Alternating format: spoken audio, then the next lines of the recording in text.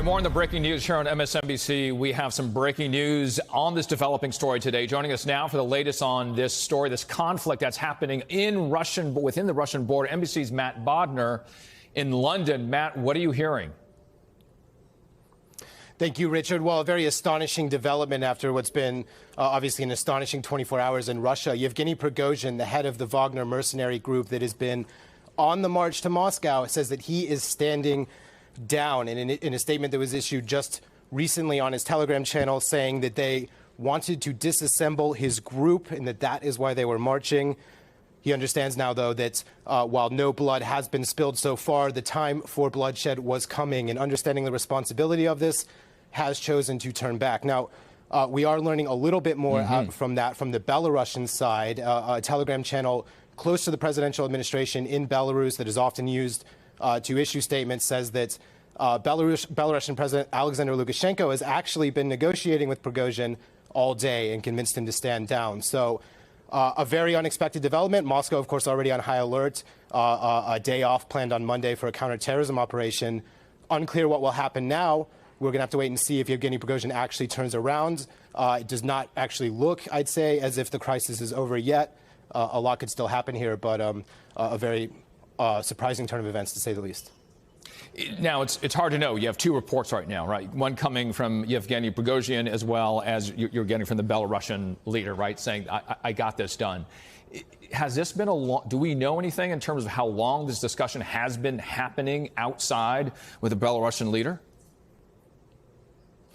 We do not, but suffice it to say, the Belarusian leader, at least the reports that we're hearing from Belarusian journalists who are close to the Belarusian president, Lukashenko is claiming that this has been going on all day, that he was kind of doing this on behalf of Russian President Vladimir Putin. We do know that the two of them spoke earlier about the situation, so there is a little bit of a timeline match there. So we certainly I'd say it's possible that that's very much what has been happening throughout the day. There were definitely a few times where Prigozhin seemed to be taking a step back from his incessant publishing of very angry audio messages throughout the day, kind of reinforcing his message and urging his guys on. So something is going on in the background, it seems. We're not entirely sure what role Putin played in this. We still have not actually heard anything from the Kremlin on this count, but from Prigozhin himself saying he's turning around. So we're going to have to see what exactly standing down looks like. He's saying that they're going to return to their field camps. We'll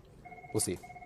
Matt, going directly back to the social media post from Yevgeny Prigozhin, is he saying this in a way that is calm, braggadocious at all? Did he win? Is this it's obviously hard to assess all of that, but he did post something. He did pick his language. He has not come out, at least in a very sharp way, against Vladimir Putin directly in name. And this might be consistent with that. What are you seeing in his post? So I'd say his tone continues to be angry, but there is certainly a little bit of a calmer tone in this later message. He's essentially, he is agreeing to stand down, but he's pointing out that what he's done so far was in response, again, to an attack from what he says is the Russian Defense Ministry on his troops, again calling this a justice march, and refusing to take responsibility for being the one to start bloodshed between Russians. So he continued to have very sharp language. Just the way he speaks is very intense, and that's still in those audio messages, but definitely a step back from what we were hearing this morning.